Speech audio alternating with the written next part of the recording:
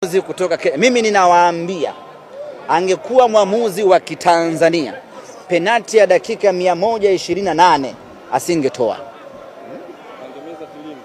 Mimi ninawahakikishia kwa hulka za waamuzi wetu ambao wana filosofia zao ya kubalance, very good boy, ya kubalance ya kwamba dakika ya mwishoni hawezi kutoa penalti ama sijui uwezi kutoa kadi nyekundu.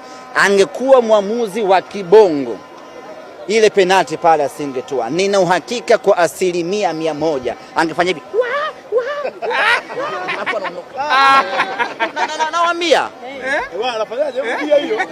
angekuwa ni mwamuzi wa kibongo.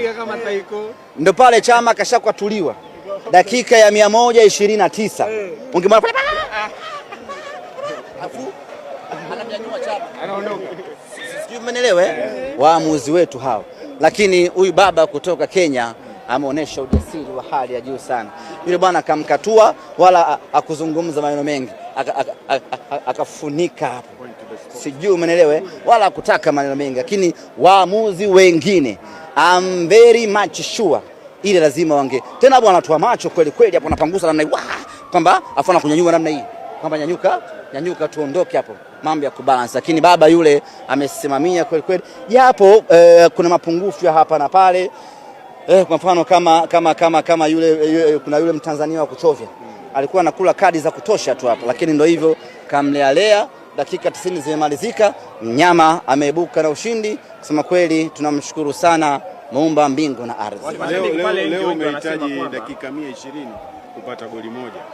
Mchezo unaofuata dakika 90 pekee na dabi bana, mnaweza mkahitaji hata dakika 200 kupata goli moja.